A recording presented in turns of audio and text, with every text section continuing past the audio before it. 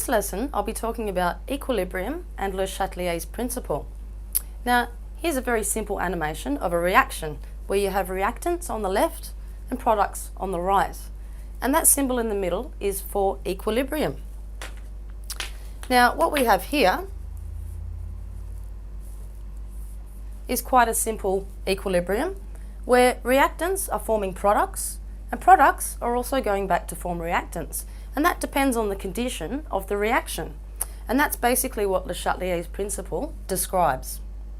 So not all reactions, such as X goes to Y, for example, where the arrow goes directly to Y, not all reactions proceed to completion, and many reactions are actually reversible.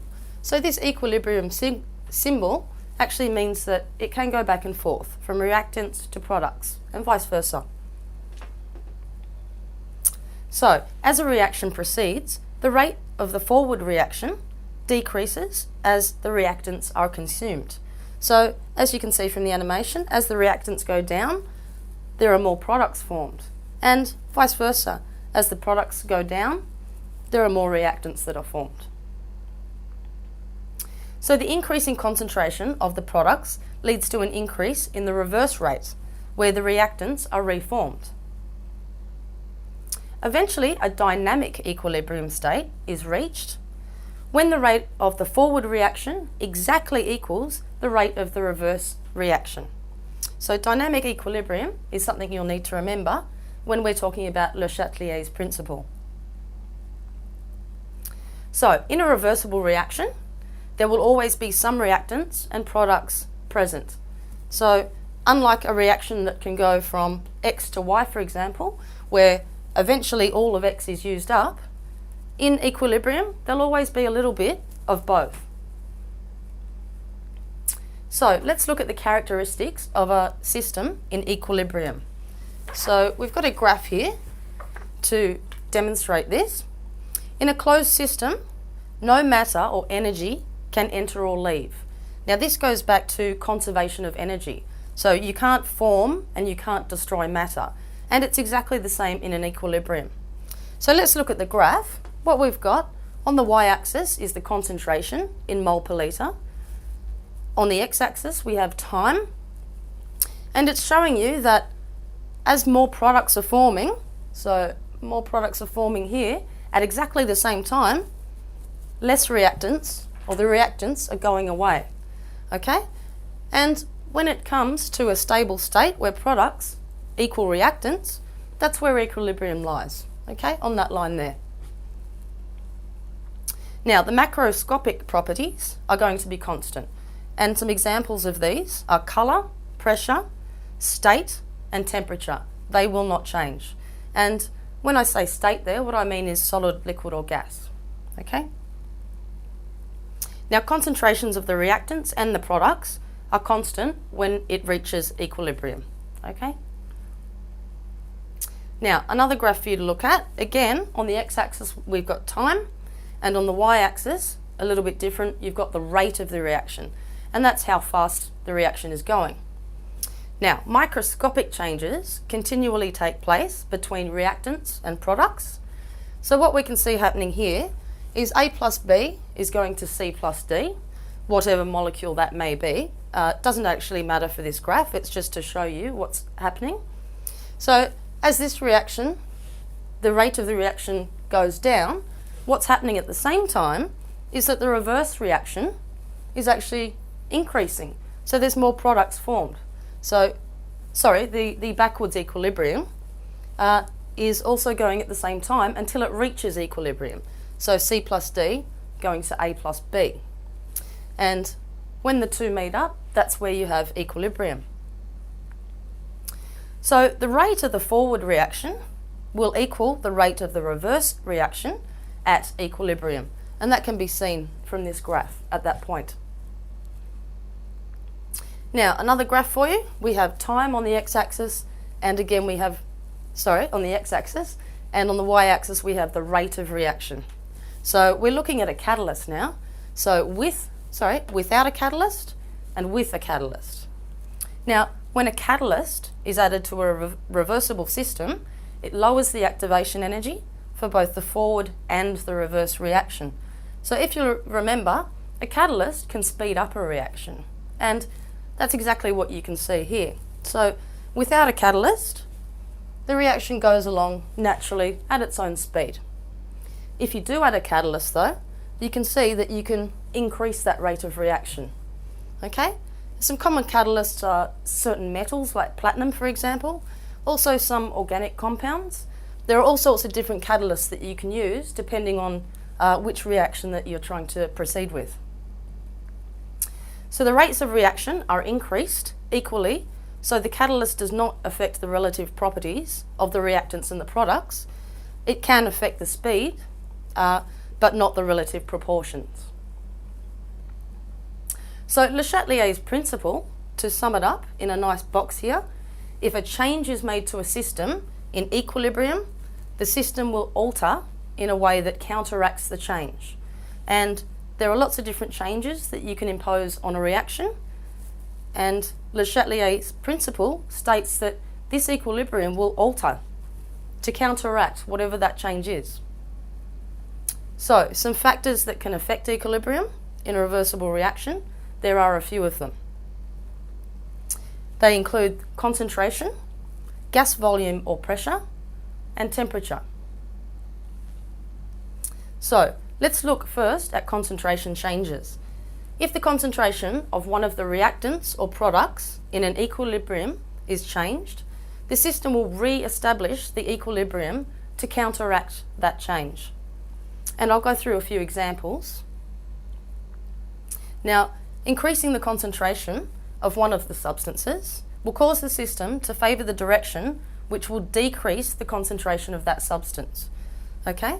So, for example, if you have x plus y is going to z, if you increase the concentration of x, what's going to happen is it's going to try and get rid of x, so it will produce, I should put, of course, because we are doing equilibrium, an equilibrium symbol. So if you increase x, it will try and get rid of x by producing z, so the equilibrium will shift to that side. Okay? So if the concentration of a reactant is increased, the forward rate of reaction will increase, as I demonstrated here, and the equilibrium will shift to the product side. So a few examples. Changes in concentration of reactants or products will lead to a change in the equilibrium. So let's look at the equation we have here. SO2 reacting with oxygen to produce 2SO3. If we increase the amount of SO2, okay, it's going to try and get rid of SO2. Therefore, the direction of the favoured reaction will be on the product side. So that will be the direction of the equilibrium. Another example, N2 plus H2 going to NH3. If you decrease the hydrogen here, okay, it's going to want to produce more hydrogen to counteract that. So the equilibrium will be going in that direction, to the left. The next equation, hydrogen gas plus iodine gas going to 2HI gas. If you increase the amount of HI, okay, this one here, of course, the equilibrium will want to go that way to counteract that increase. And finally, calcium carbonate going to calcium oxide and carbon dioxide gas. If you decrease the CO2, it's going to want to produce more CO2, so our equilibrium will go to the right. Now looking at volume or pressure changes.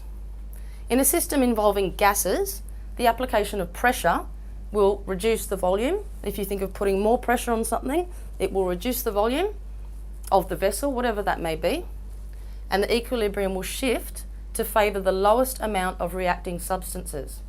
So if you think that you have this much space in your reaction vessel and you have this amount of molecules, if you are to make that vessel smaller by putting more pressure on it, it means the volume will go down. It will want less molecules in there, okay? But we'll go through that when I do a few examples. So if the volume increases, the pressure will decrease, and the equilibrium will favour the side of the reaction with the more reacting species. So it will want more molecules because it has more space. So now a few examples of changing volume or pressure. The direction of the favoured reaction as equilibrium is re-established following a change in the volume of the system.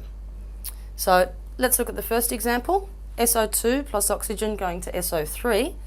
If we increase the volume, it's going to want more molecules, okay, the equilibrium. So therefore, on which side of the reaction are the more molecules? If we have a look, it's on that side, the reactant side. So that's the direction of the favoured reaction. I'll just get that out of the way. So for our second example, N2 plus H2 going to NH3. If we're increasing the volume, it's going to want more molecules, direction of favoured reaction. Sorry, decreasing the volume. So our equilibrium is going to lie to the right in this case. Now if we look at the third one, hydrogen gas plus iodine gas going to 2HI gas. If we increase the volume, this is quite a tricky one that you will need to remember. You need to actually look at the number of molecules on each side. Okay, so here we have 1 molecule of hydrogen gas, 1 molecule of iodine gas, over here 2 molecules of HI gas. So you have 2 on the left and you have 2 on the right. So changing the volume will actually not change the equilibrium at all. So therefore, direction, it will not change. The equilibrium will stay the way it is. Okay? And finally, CaCO3 going to CaO and carbon dioxide gas. If we decrease the volume, the equilibrium will lie to the left, calcium carbonate. Finally, looking at temperature changes on equilibrium, the effect can actually be predicted from a knowledge of the heats of reaction. So think about endothermic and exothermic reactions, and this will help you work out which side of the equilibrium will be favoured. So if the temperature of a system is lowered, the exothermic reaction will be favoured, and if the temperature is increased, the endothermic reaction will be favoured, because exothermic is producing heat, an endothermic reaction is absorbing heat. Okay, so a few examples. For the N2O4 NO2 system, the forward reaction is endothermic. So that's the equation for this reaction.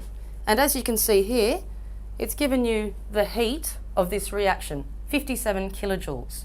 So we know it's endothermic, and we can see that from the equation because N2O4 is absorbing that heat and producing NO2 gas. So the heat energy absorbed is going to be given on the left-hand side of the reaction for an endothermic reaction, and similarly, it'll be on the right-hand side for an exothermic reaction. So the forward reaction absorbs heat, and the reverse reaction is releasing the heat. So a few examples of changing the temperature on equilibrium. The direction of the favoured reaction as equilibrium is re-established following a change in temperature, listed here again in our table. So the system, SO2 plus oxygen gas going to SO3, and there's our energy. It's on the right-hand side. Okay, so this is an exothermic reaction. So if we increase the temperature, as you can see, the heat is on the right-hand side. If we increase that temperature, this equilibrium will want to get rid of that extra energy and temperature. Therefore, the direction of the reaction will be going to the left. So always think of where is that energy, and they may not give you the actual specific energy in a question, they may just say plus heat. It's the same thing. So just think of trying to counteract that temperature change and keep in mind where the heat is, if it's exo or endothermic.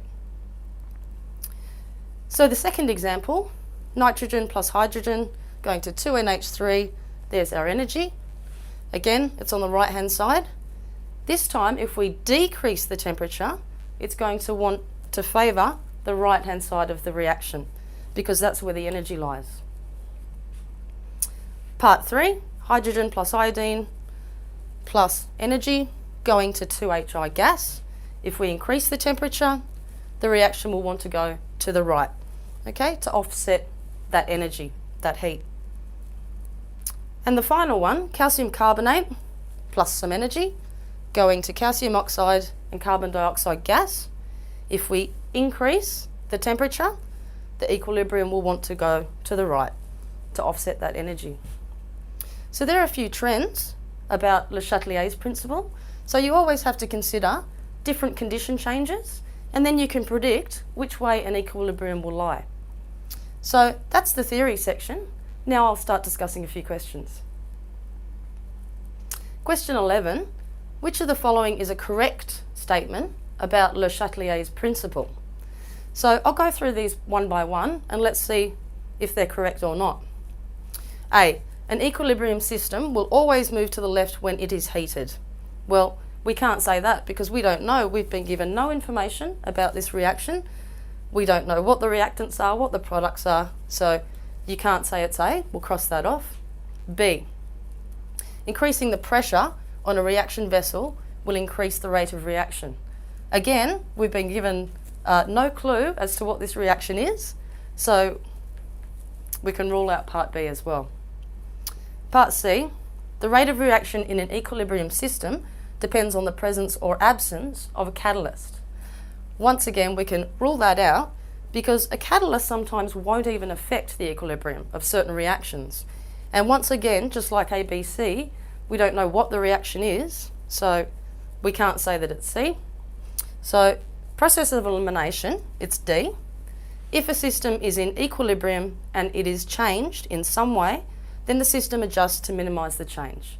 And even though we found it by process of elimination, we could have gone straight to it and read it and said, yes, that is Le Chatelier's principle.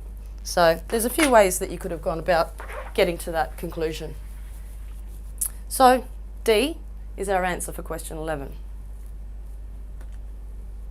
So question 12, how is an equilibrium system represented in a chemical equation? And there's our symbol. So you need to remember that symbol. That's how we show equilibrium. So by using a double arrow to indicate that the reaction proceeds in both directions. So just think, if the reaction is going forward or to the right, that's half an arrow representing that. If the reaction is going back towards the reactants, it's another half an arrow going back in that direction. So that's why we have a half an arrow, to show that it can go in either direction, of course, depending on the conditions.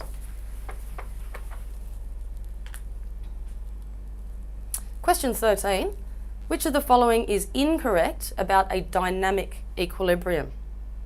The rate of the forward reaction is equal to the rate of the backward reaction, part A. Part B, the concentration of reactants is the same as the concentration of the products. Macroscopic properties are constant. Microscopic changes continuously take place. So we need to pick which one's incorrect. So therefore, because it's slightly confusing, we can say that 3 of those are actually correct. So let's have a look.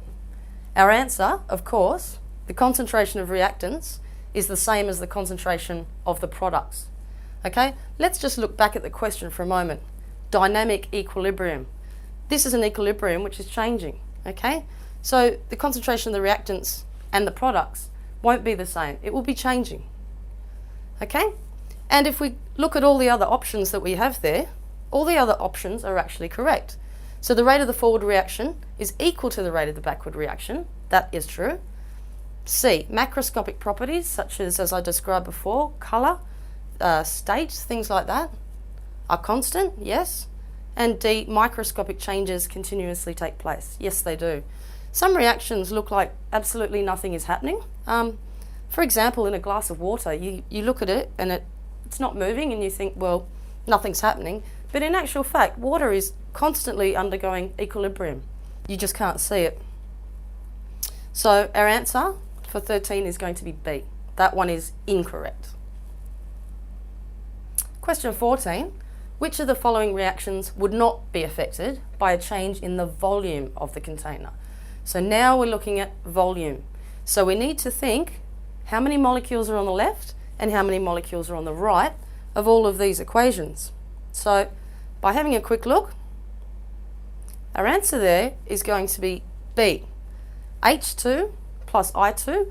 This is the tricky one that I described earlier in the theory section. 1 molecule plus 1 molecule equals 2, going to 2 molecules. By changing the volume, there will be no change in that equilibrium. Okay? So, just to sum up this question, the reaction has the same number of molecules on each side of the equation. Therefore, equilibrium will not be affected by changing the conditions, in this case by changing the volume. So finally on to question 15. If this reaction is at equilibrium, what would be the effect of the following changes? So this is looking at the examples I did in the theory section about changing certain conditions and which way that equilibrium is going to lie. So first of all, let's look at the concentrations of all the species. How would that be affected? And second of all, the question's asking to look at the rates of the forward, this way, and the reverse, that way, reactions. So there's two parts to this one. Part A is asking what happens if you add more oxygen to the system. So let's have a look. Where's oxygen? First step to do. Oxygen is on the reactant side. So here's oxygen. If you add more oxygen to the system, the first thing, what would be the effect of the concentration of all the species? So our answer, we start with NO. If you increase the oxygen to counteract that, according to Le Chatelier's principle, the equilibrium will be going to the right. Okay? So what happens? If it's going to the right, you'll have an increase in NO, you'll have an increase in water, and you'll have a decrease in NH3. Okay? Part 2, the rates of the forward and reverse reactions.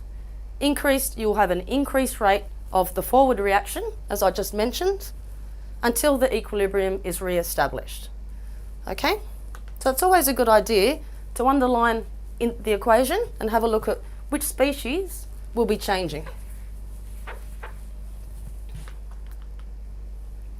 And part B, similar thing again.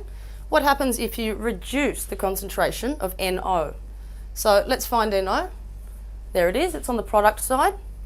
If you decrease NO, the reaction will want to produce more NO. So the equilibrium will be going that way.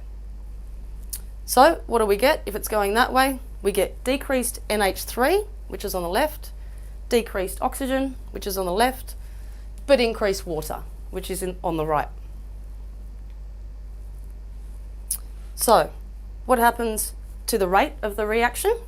As I mentioned, there will be an increased rate of the forward reaction until the equilibrium is re-established. So that concludes my discussion about Le Chatelier's principle.